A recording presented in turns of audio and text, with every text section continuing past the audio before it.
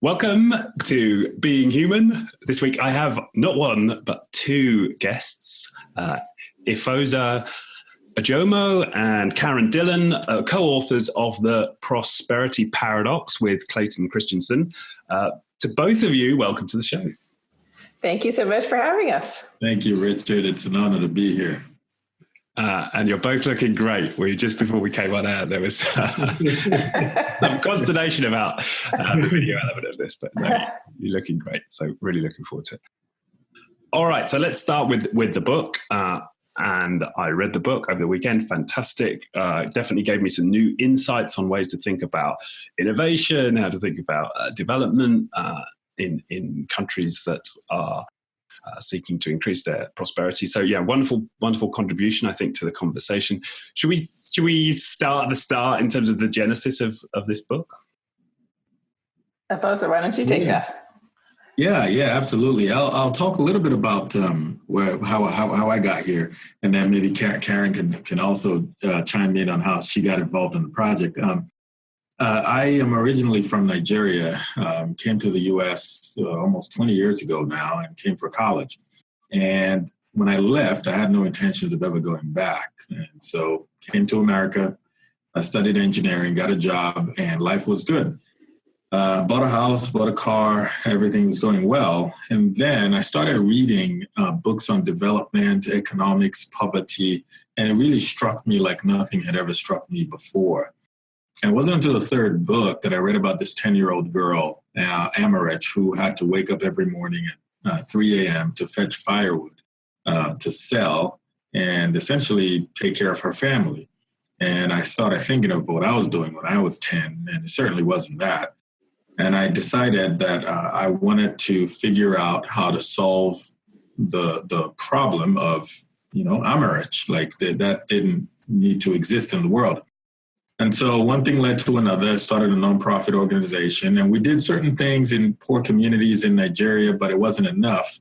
And I can talk about that in detail later. But that led me to Harvard Business School, where I got the opportunity to meet Professor Clay Christensen. I just thought that after years running this organization, I needed something more. I needed to understand the relationship between business and economic prosperity. So I met Professor Christensen, took his course, and after I graduated, I had the opportunity to work with him on the Prosperity Paradox. And it's really a book that has changed how I think about how we can create economic prosperity in many regions in the world. And so that's sort of a quick Cliff Notes version of how I got from, coming to Nigeria with no intentions of ever going back or even thinking about these things to how I'm now here. And this is sort of what I spend a lot of my days on. So, wow. Okay.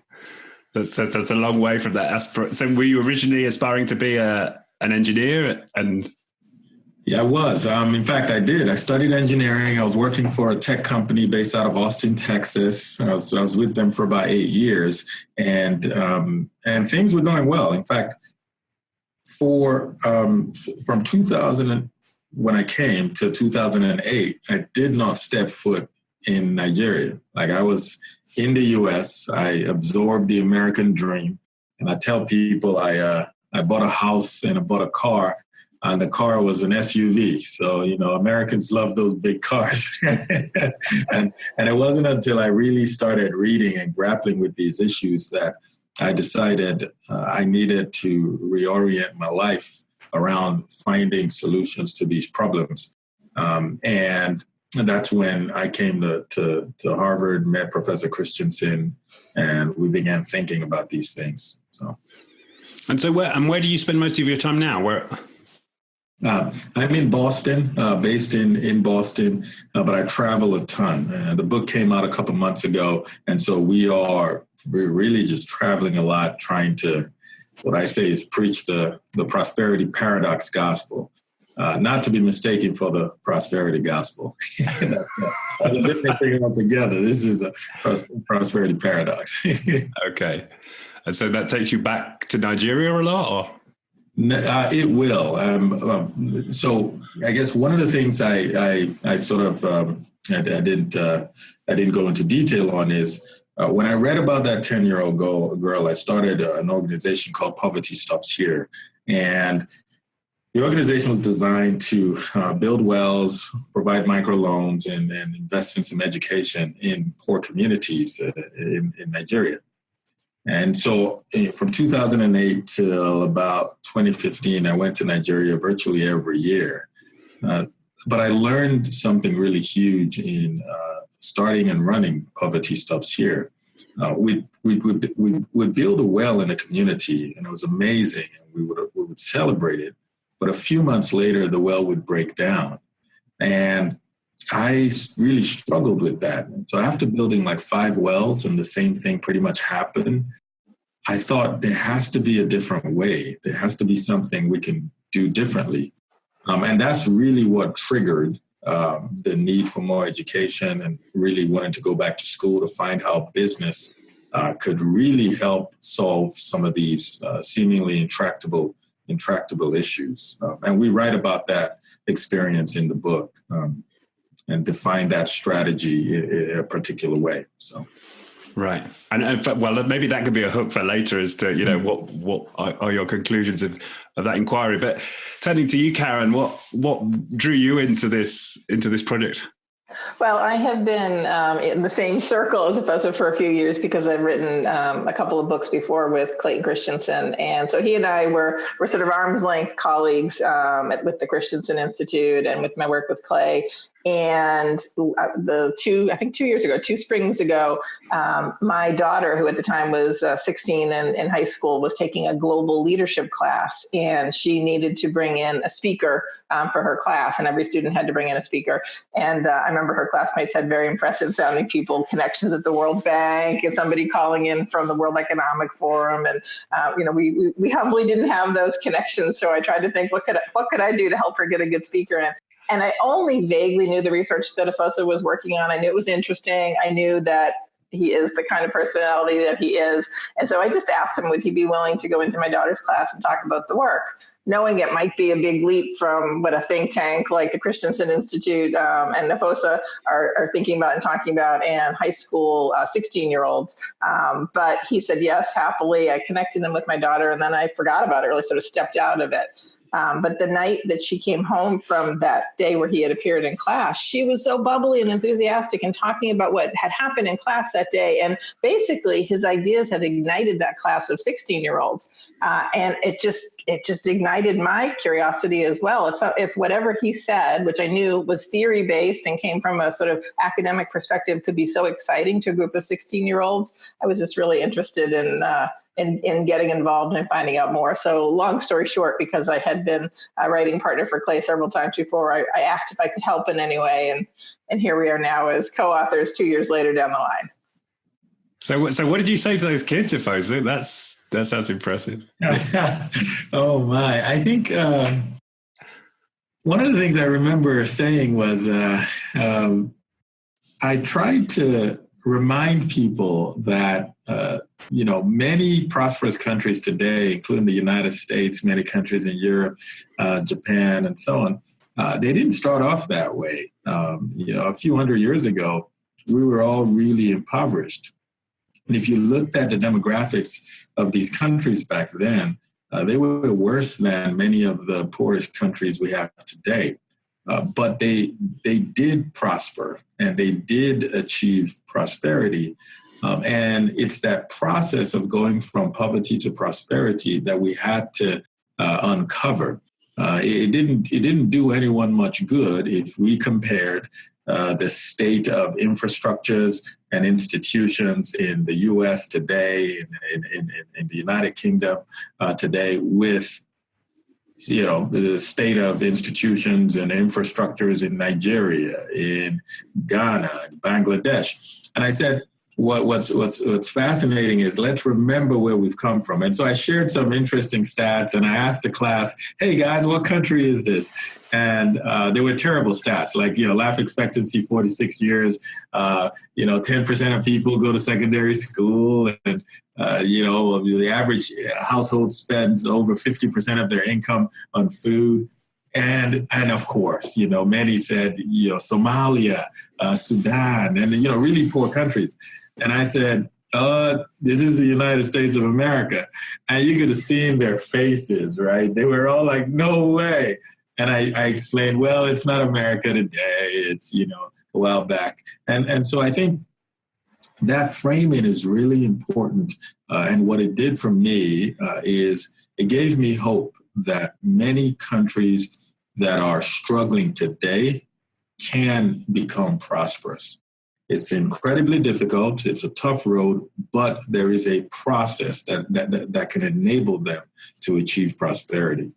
So that's probably one of the things I said that was definitely, because that's what we talked about, and the crazy number of time zones America had at the time. It really was a train wreck. It really was, and we forget because it's so much later. But she was really wowed by that, and what you went on to talk about in your story about the wells. Yeah.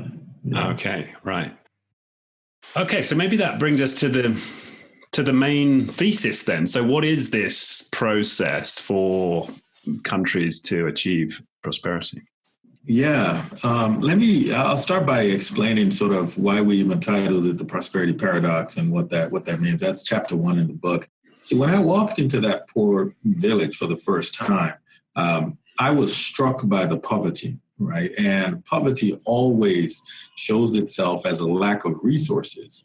In that circumstance, I was struck by the lack of water in that community, the lack of education. And so my reaction was to provide those resources. And so I came back to the U.S. after my vacation, and I raised some funds, and we decided to build a well in the community. And we call that a push strategy of development. I went with all good intentions. I really wanted to help and provide the resource that these folks lacked. And I did that. But as I explained in the book and as I experienced, the well broke down. After about 3 or 6 months, got a call, the well was broken, and got the same call for about five wells that we built. And that's a very sort of, that experience is really a microcosm of the bigger development industry. Is we see a need with poverty and we push resources, well-meaning, well-intentioned, but that doesn't really get at the root cause, and it doesn't create a sort of permanence and sustainability. And a different strategy that we recommend is really taking a step back and thinking about how innovations that create new markets, but not just any new markets, but new markets that make products and services simple and affordable for as many people in the society as possible, is thinking about how that is really at the core of economic development and prosperity in many countries, because that has the ability to pull in many of the things that societies needs, and it pulls it in a way that's really more sustainable than good intentions pushing things in. And we have a plethora of examples and case studies that we give in the book that really show you the connection between those types of innovations and many of the other resources that societies need. Right. Okay. And I love some of the examples, by the way, and maybe we can get into them. But I'm just trying to think. So what does that practically mean then? I mean, in terms of you now thinking as somebody who has an interest in development in these countries, what does it practically mean for you in terms of you taking action, I suppose, now as a writer and a thinker, or as an academic? Yeah, if I could, well, I mean, as a writer, a thinker, I think the first thing is the spread of these ideas. I think when I started reading about development, and certainly when I left Nigeria, I saw the problem as sort of a big macro structural issue that was almost unfixable unless we had a change in virtually everything, a change in government, a change in laws, institutions, in culture. I mean, everything had to change. And when you wake up every day with this thinking that everything has to change, you look at the situation and you're hopeless because it's just almost impossible. But with the research we've done for the book, I now see the role that innovation and the entrepreneur play in creating economic prosperity. And what's particularly interesting is the circumstance in which these innovations thrive are not always welcoming. They're not circumstances where, the rule of law and infrastructure, all those things work, right? And so I think just evangelizing that and just explaining the process by which development happens is critical. And I think it all boils down to, chapter 2 of the book, where we titled "Not All Innovation is Created Equal." And I think understanding that there are different types of innovations, and no one is bad in and of itself. It's just that they have different impacts on the economy. That's critical for people to understand. Right. So first it's champion the entrepreneur. And that's interesting in itself, right? Because even if I hear the word international development, immediately the connection in my mind are governments, big charities. I'm never thinking entrepreneur, right? Exactly. Not linked. And yet my own experience, because I lived in Moshi in Tanzania when I was a kid, when I was 18. And one of the things that struck me there, if I looked at what was happening in this town, the politicians rolled in big Mercedes, and nobody had a good word to say about the politicians. And this was a very impoverished town, and so the only word you ever heard associated with politicians was corruption. Now, this is an entirely unfair anecdote, but the big story about the Christians in the town were, don't ever ask for a lift off the Christians because they will never stop. Right? Now, I'm sure there were many good-hearted Christians in the town. But what struck me was the Tusker beer lorries coming rolling through. And I looked at that and I thought, who is, as an 18-year-old kid, who is doing most for the development of this community here? Well, it looks like the beer company's doing quite a lot. I mean, there's drivers here.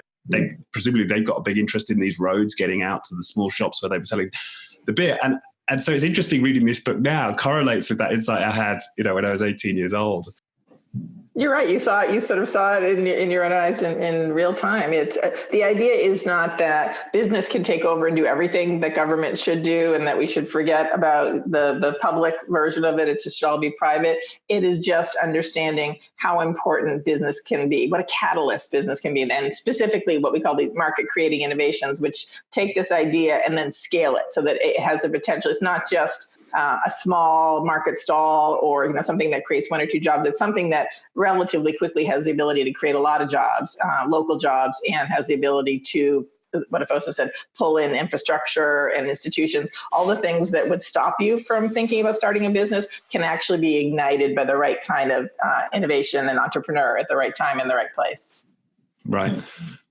And there were a couple of stories I loved. There's the insurance story and then the noodle story. Maybe I should leave it to you. What's your favorite story from the book in terms of an example of this kind of entrepreneurial activity? Yeah, Karen, how about you? Well, I'll tell the insurance one because that's my favorite one, and EFOSA can tell the noodle one because maybe that might be his favorite. We love them all, but the insurance example is one that I think really illustrates what we're talking about. It's sort of really, really clearly. There's a company called Micro Insure, which is actually a UK-based company, but only UK-based because the guy who founded it was in the insurance industry in the UK initially. But when he was on a vacation/service trip to a part of Africa, he just became sort of painfully aware of how quickly what he called the chutes and ladders of life could could turn one family's existence into, to a desperate situation. He stayed with the family where the mother and child had been forced to return from the big city where they were both doing quite well. She was a teacher, I think, and the son was in school, and her husband was, from memory, a security guard, but they had good jobs because her husband had gotten sick. He'd gotten HIV and then eventually AIDS and died of AIDS. And in their attempt to pay for whatever care they could for him, they bankrupted themselves. And so desperate, they returned back to their village and they just lived a life of extreme poverty. And it occurred to him, having sat in his office in London and looked at the charts where natural disasters and bad things happen versus where insurance is offered, it was a complete mismatch. And it just seemed wrong that we can't find some way, somehow, some way to offer insurance of some sort to people who most desperately need it. So what he did would defy any actuarial table that we know, but has turned out to be an incredible success. He created this company called MicroInsure, where through trial and error, he's figured out in various countries in Africa and in India how to create microinsurance payments and coverage that can make a life-changing difference for the people who get it. Now, we think of insurance as a big fancy policy. You sign it, you pay premiums, you get coverage. You hope you never need it, but we grouse about how much it costs, but it's there for peace of mind. What he did was completely change the business model of what it is he's actually offering, and it's been extremely successful. He found a way to get mobile phone companies in the area to offer as a kind of freebie for when you sign up for extra minutes, buy extra mobile minutes, we'll cover you for a month, some kind of basic insurance. So people didn't have to put out money at all to get the experience of being covered by some kind of basic insurance. And here's a really shocking and cool part about business model innovation. He eventually realized that all of the traditional ways that we in Western countries would think about insurance, again, through actuarial tables, is next of kin and assessing risk and your age and all of that stuff was almost impossible to get reliably in the countries he was starting to do business in. So eventually he took the big leap of faith, and all that he knows about his customers is their mobile phone number. We will do business with you through this mobile phone number. So we know you have a relationship with the mobile phone company. We know we can get money to and from your account there. We're not going to ask you your age. We're not going to assess your risk. We're just going to figure out a way to have a business relationship based on that. And in Western terms, they're very small dollar amounts, $50 of coverage or something like that. But that kind of coverage can make an enormous difference to somebody being able to actually get private health care in a dire situation or get back on their feet after some kind of a disaster. He eventually upsells them. They get a little bit better coverage, or they have to buy more minutes. It's not free insurance, but the initial entry into the market is through the mobile phone companies. And he's been so successful, millions and millions of people. It was more successful than he had even anticipated. He said they were plugging in when they had so many people sign up for a particular offer for $50 in exchange for if you were in the hospital for 2 days, which is a game-changing amount for people. They were plugging in USBs and trying to hold on by a thread with their technology because they had so many people sign up for this product. He's demonstrated, this is what we, as a classic market creating innovation. There wasn't a market there. You couldn't see customers. You could just see unfortunate people. Now he's got tens of millions of customers who buy a different version of insurance, but a life-changing amount of insurance, or get it free in their deal with the mobile phone company. And he's created a market. Mm. And I thought that distinction in the book you make about the consumption economy and then the non-consumption opportunity. And he was looking not at how can I get more from these consumers, it's where's the opportunity of non-consumption right now? It's uncomfortable for people because we're used to making business decisions by looking at who are the existing customers. How can we get 10% more of them? Or how can we get 10% more money from them? What he saw when he was doing that side-by-side actuarial table and the contrast between who got insurance and where natural disasters were, he saw non-consumption, people who were not buying or using any product or service because there wasn't one that was affordable and accessible to them, but the need was enormous. So in identifying that opportunity, the non-consumption opportunity, he really identified a market, and he's demonstrated it really clearly. Yeah, and we, again, that's another thing we don't think, it's not, we tend not to think about, right? Is that the size of the non-consumption opportunity? Yeah. Yeah. So you want to tell the noodle story? Yeah, I was going to say, should we talk noodles? I love that one, how far it goes, like the full extent of what that creates. Who knew a pack of instant noodles could have this kind of impact? So I think, to tell the story, I'm going to go back to 1988, because that's when these two brothers, Haresh and Sarjan Aswani, began importing instant noodles into Nigeria. Well, at that time, Nigeria was extremely poor, much poorer than it is today. It was under a military regime, and so it wasn't a particularly excellent investment destination because, your stuff could be expropriated, and it wasn't like the rule of law. Everything was set up. There was a huge deficiency in infrastructure, transportation, education, electricity, and so on. Life expectancy was 46 years, which means, we'd all be in our twilight years now. And so it wasn't a place where you'd look at it and be like, let's go. And to top it all off, most Nigerians didn't eat noodles. We thought they were worms at first, right? And so you're not trying to introduce a product that people are somewhat familiar with because a neighboring country eats it, and so that barrier wouldn't be high. Everything was difficult. But these guys, instead of looking at all those stats and the demographics of Nigerians saying there's no opportunity here, instead they looked at it and said, oh my gosh, there's ample opportunity here. Because if we could introduce this food to this country that's rapidly urbanizing, people are pressed for time. It's going to take 2-3 minutes to cook. You add a protein, an inexpensive egg, for instance, and all of a sudden you have a filling and tasty meal. And that's exactly what they did. But in order to do that, to sort of keep up with demand, 1995, they decided to build factories in the country. Well, remember I said there was no electricity infrastructure, or at least it wasn't reliable. And so to build a factory, you had to build an electricity plant. You had to build a water treatment facility, a waste management system. And then they had to distribute the products. So they had to invest in distribution and logistics. And they invested so much in logistics now that they are now the largest corporate logistics company in Nigeria. And then you also think about, how do we get the product from the warehouse or the truck to someone's home? You got to go through a retail sector.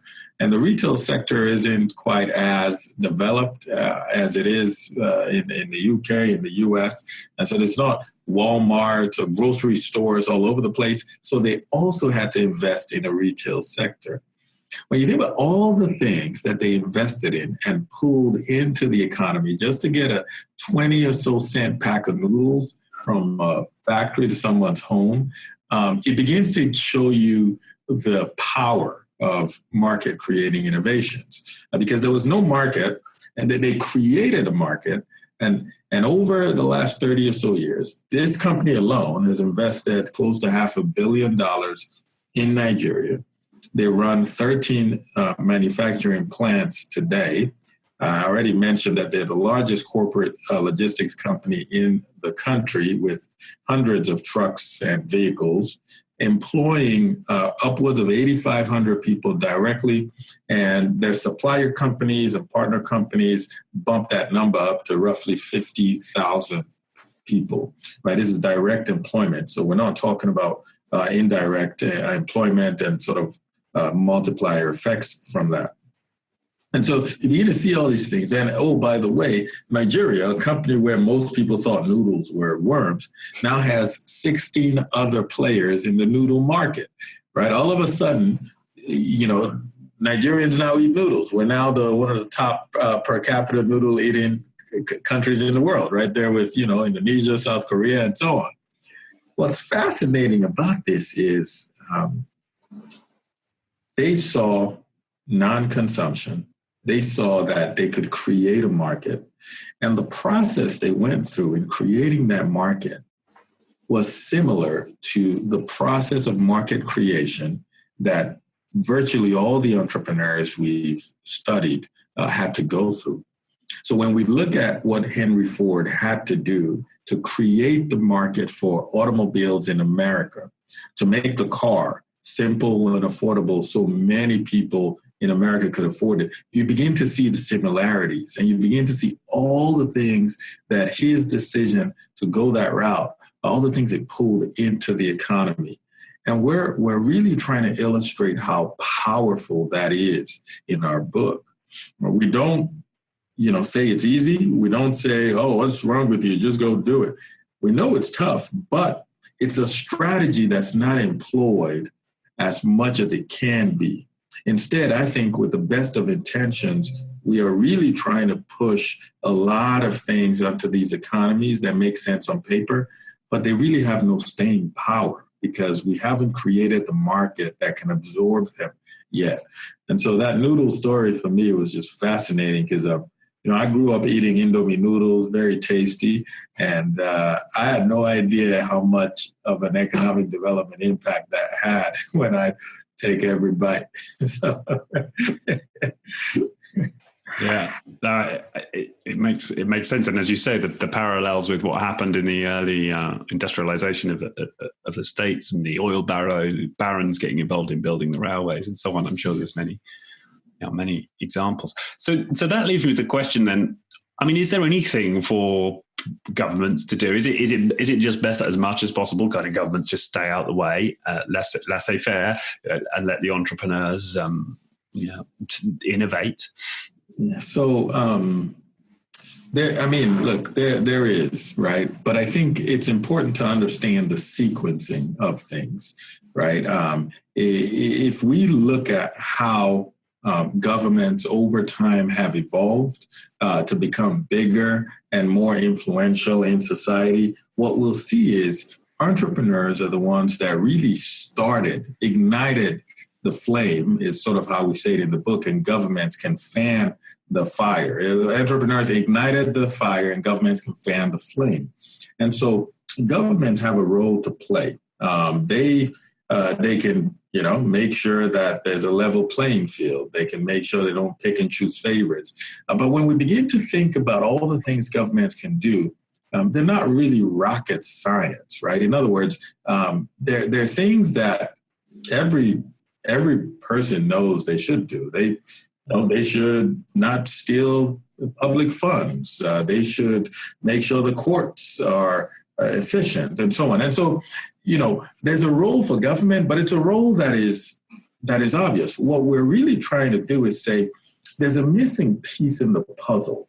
And if we put that piece back into the puzzle, then governments are going to be able to do their jobs a lot easier, because I don't think there's anything profound I can say that a government should do that they wouldn't know or other people haven't said.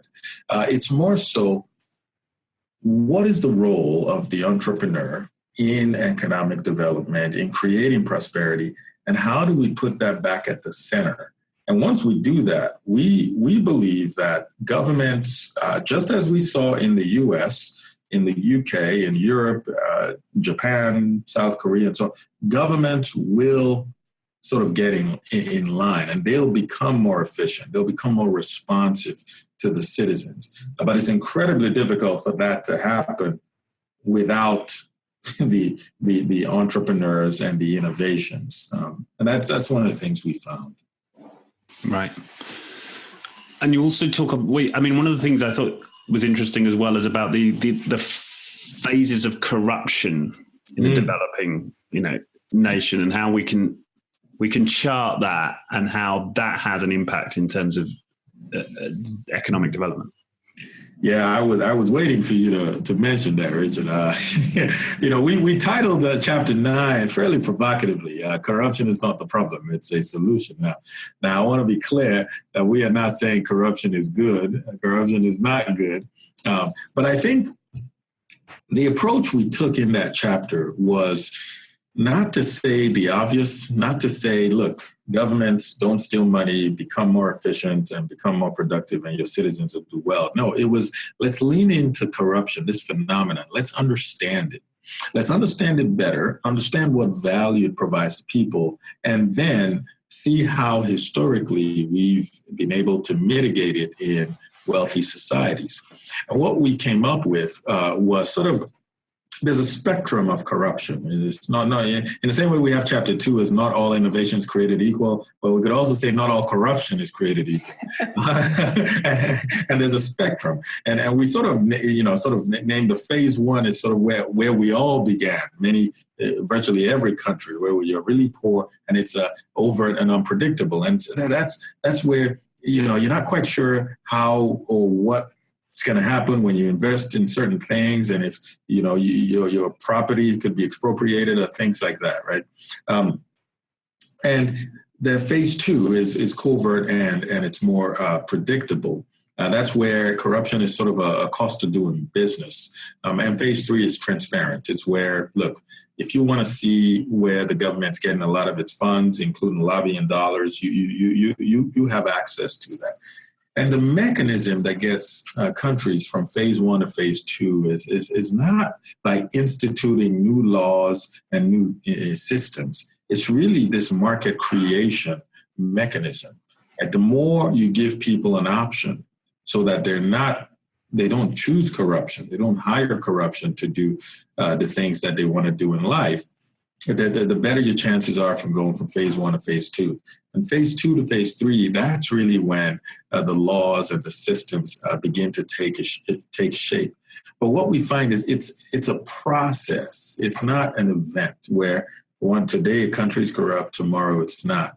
One of the exciting examples in that chapter we use is China. When you look at China, it is still considered a corrupt country. And many Chinese would tell you, at least many who were interviewed in Howard French's book called China's Second Continent, and he talks to a lot of Chinese in Africa, and they would tell you how corrupt China is compared to whatever country they were in Africa at the time, Zambia, the DRC, and so on. But when you look at how much investments China is pulling in from foreign direct investors, when you look at the growth the Chinese economy has had over the last 40 years, when you look at the productivity gains, you're like, wait, I thought China was corrupt, and I thought nothing could happen when you're corrupt. And so it doesn't quite fall, because China is in phase 2 of the sort of the corruption spectrum. And it's sort of covert and somewhat predictable. There are now sort of systems in there, and they're trying to reduce it more and more, but it's still corrupt versus, countries that are in phase 1 where it's really unpredictable and it's hard for capital to flow into it. And so we had a fun time writing that chapter, and we hope it really gives people a different lens into just understanding corruption and the purpose. Right, and help me understand then. So, how is it that there's these market-creating innovations, these entrepreneurs, when they start to build their business, how is it that they have corruption become more predictable? Yes. So I think what happens is when the first thing is understanding what is the purpose of corruption. I mean, nobody really wakes up and just is corrupt for corruption's sake. We're corrupt so that it can help us do something.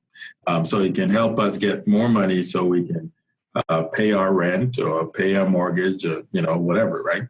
When you create a new market that creates a lot of jobs, what we call local jobs, and now you have a substitute for that corruption. You no longer have to be corrupt. Now, when the government sees the value in market creation, they also are now incentivized to invest in more market creation activities. And so if we look at the evolution of Europe and the introduction of the parliament and court systems, what we find is back in the day, the monarchs were all about seizure, right? I would capture you and I would take your land, I would take your property, and so on. But as more markets were beginning to be created, and as more innovations and entrepreneurs were beginning to flourish, they find, this is a book called by Robert Bates, who's a Harvard professor. think in the history economics department. And he writes about prosperity and violence and how the government found that they could actually make more money by negotiating with these entrepreneurs and saying, okay, I'll let you do your business if you pay me $10 every month, right? And that was how you sort of moved from this phase one unpredictable to phase two, as the markets were beginning to be created and the governments could enrich themselves if they allowed more markets to flourish.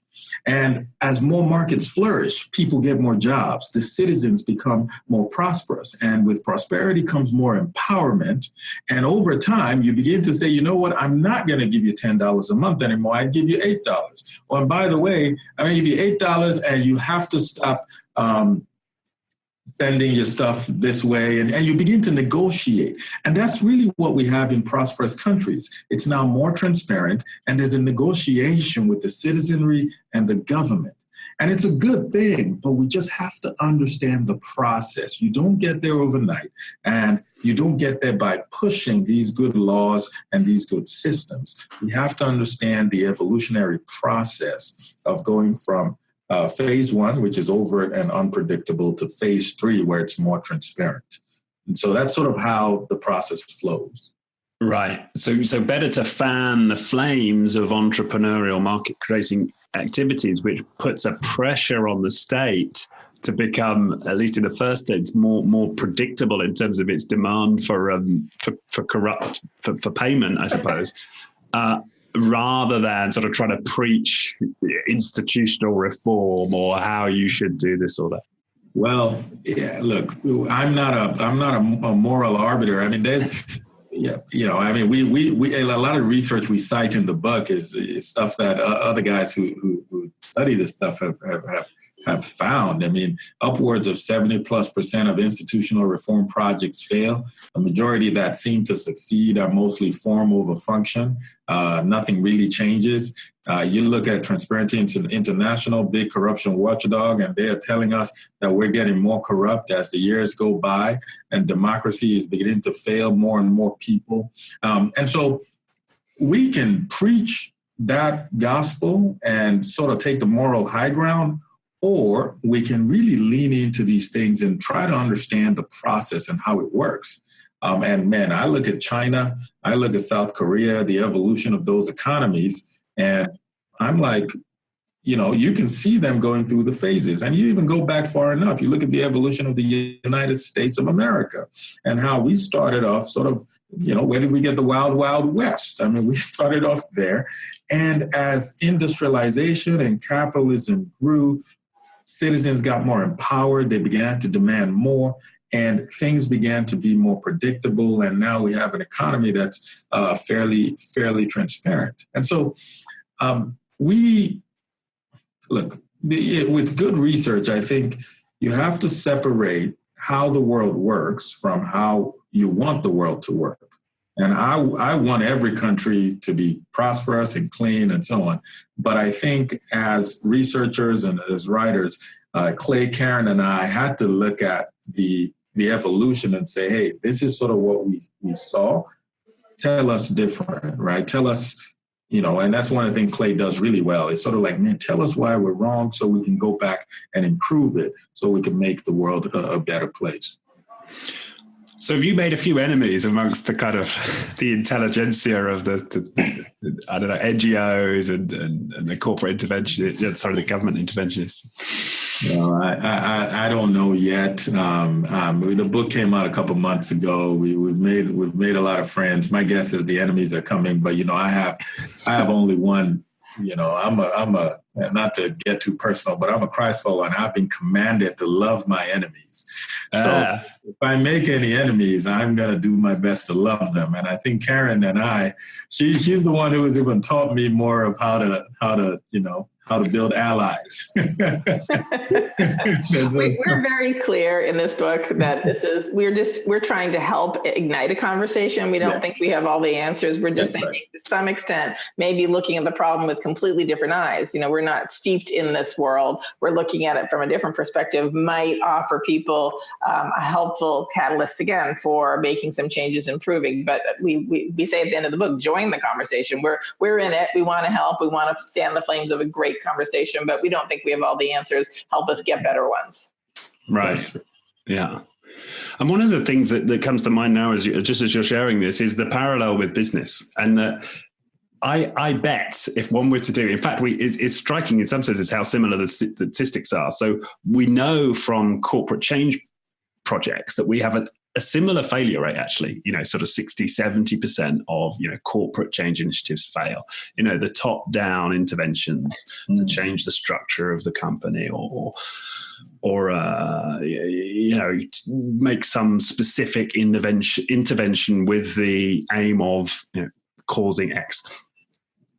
And so that's, and yet we also see that in organizations, what often has the transformative effect is something that's being done on the fringes, often outside of the sort of the main corporate strategy, and that somehow takes a foothold and gains traction and becomes successful for the company. And so it's striking to me how similar those worlds are. And there's something that business folk could learn from your studies here. We're hoping.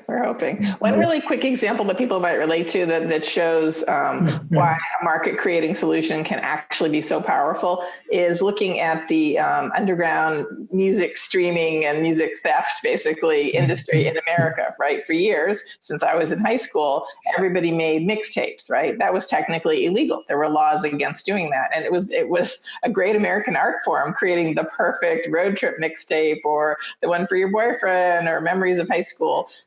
And it got increasingly sophisticated and increasingly sort of underground with technology, where people could, do elaborate ways to steal and share and BitTorrenting and all that stuff, right? In spite of the fact that more and more money was spent on creating laws, there were campaigns by the, anti-piracy campaigns by the music industry. It was clearly against the law. There were laws that clearly held people accountable. The music industry itself, to sort of parallel to the government, was opposed to piracy and spent a lot of money on that. It was only truly when things like Spotify came to be where, that's just a better solution. I don't want to have to do these deep undercover, share all my files with people in who knows what parts of the world. And it's scary and it uses a lot of space and I don't know, quality isn't very good. Spotify is just better. It's a better solution. It created a market for streaming music, free or paid, depending on what you want,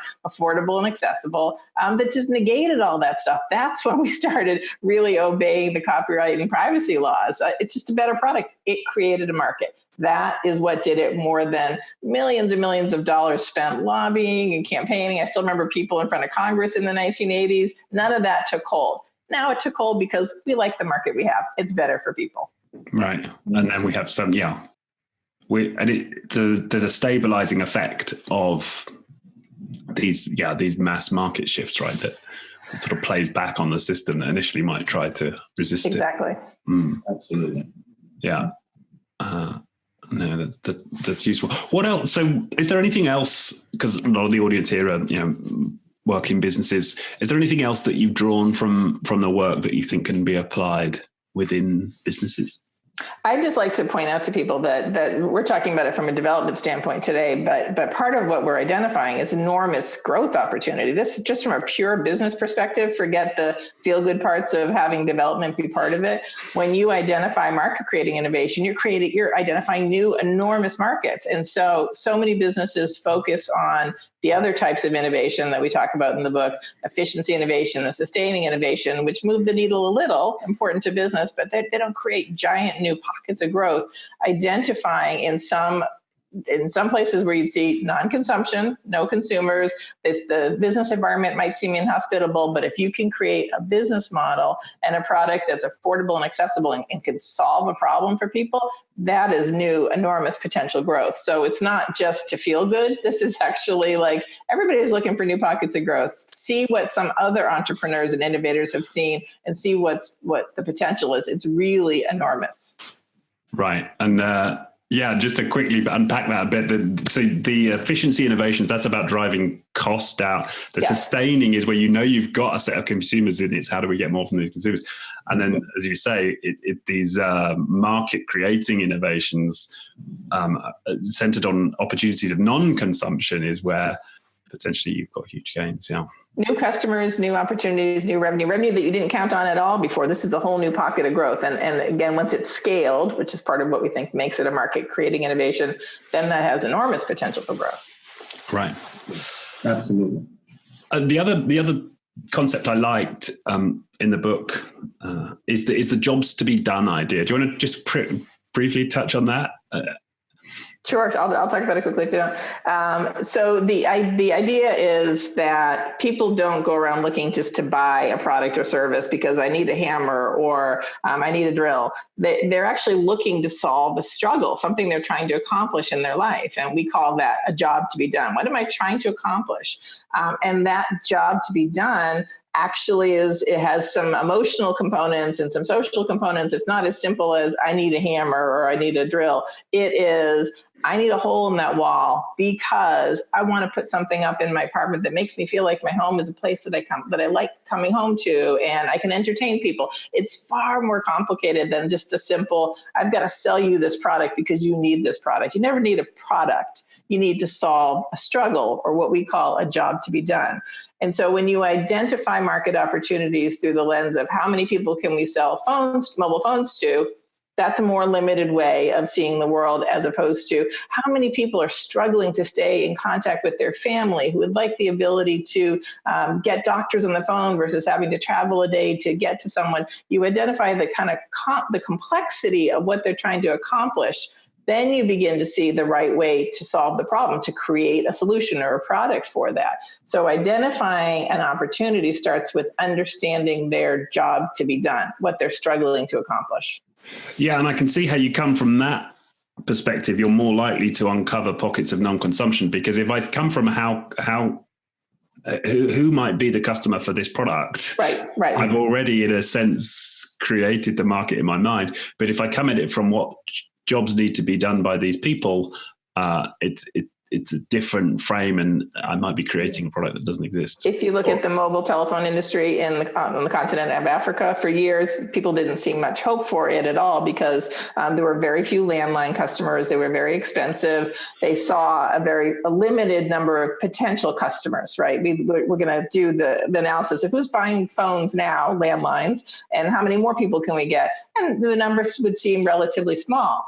If you look at not the customers who exist now, but the job to be done, you identify huge numbers of people for whom the solution ended up being mobile telephones, but mobile telephones that were conceived of in a different way, with scratch cards and top-up minutes and free phones, because that solved an enormous job to be done for so many people. How do I stay in communication with people in my life who are physically far away? How do I have access to services and things that I can't get someone to help me without getting on the phone with them? It was identifying that job that was the beginning of creating what we now know is a gigantic mobile telephone market in Africa, throughout Africa. Right. And so what strikes me as well is that for the two of you, have either of you now, having written this book, been tempted to sort of practice what you preach and get out there and try some market creating innovations? I'm a cheerleader. I think these guys who do it are superheroes. I think it's fabulous and really hard, and power to them. But I'm happy to be chronicling their success from the sidelines. Yeah. So, I mean, it's like many things we learned in writing this book, it's a process. It's something that I am looking to do in the near future, is really develop an investment strategy to go after market creating innovations and support just those, not sustaining, not efficiency, but support market creating innovations. And so look out in this hotline for another 5 to 10 years. And I'll be cheering you on, EFOSA. Yeah, and I'll get Karen and I will write about it. I know, but I mean, it's an enormous opportunity. What Karen did mention, Mo Ibrahim, who looked at the cell phone landscape in Africa and didn't, and saw a huge opportunity when his colleagues said he was crazy, was he, in 7 years, sold his company that he created in 1998 for $3.4 billion. And that market today, across the continent of Africa, supports close to 4 million jobs and provides about $200 or so billion of economic value. And so market creating innovations, like Karen said, aren't just this feel-good thing we should do to help people. No. You can really transform not just a nation, but your bank account and that your investors as well. And thereafter, sustaining and efficiency innovations come into the picture. It is tough, but it is possible, we think. Well, I look forward to you opening your VC, EFOSA. Thank you. No, that's great. Okay, is there anything we didn't touch on that you would like to share? I mean, it feels like we've had a good tour of the content. Anything you'd like to mention? We have got to. I think we're good. Yeah, no, I think we're great. No, it's been a fantastic conversation. As I say, my inaugural 3-way conversation. No, I've really enjoyed it so much, Richard. No, thank you so much. And I now feel slightly guilty about the Christian comment. I'm sure you would have given me a lift. No. Look, man, I don't. I don't even think twice about it. He would have given you a lift, though. He would have. I would have. Don't even think twice about it. I think I'll be in the UK end of. Are you based in the UK? Yes. Okay, I think I'll be there end of May, sometime the end of May. So I'll drop you a line. Yeah, that would be fun. We'll grab some tea. Yeah. We could have some tea. Coffee. No, we could have some tea. In fact, I know some people at Lloyd's of London. Maybe I could get you a tour there if you're interested. I know that was in the book, right? So. Yeah, that'd be nice. Cool. Okay. Well, thank you so much for your time. Enjoy the rest of your day. Well, in terms of people who want to read the book, I'm just going to put it up for those on screen. The Prosperity Paradox. It's out. Is there anything other than the book? Any other places you'd point people to who want to learn more about this? Yeah, I mean, the Christensen Institute is the website. I work for the Christensen Institute for Disruptive Innovation, and we post a lot of blogs, articles, and things on that site. So, the Christensen Institute, great. All right. Thanks again. And Thank you, Richard. Enjoy the rest of your day. Cheers. Bye-bye. Bye. Bye-bye.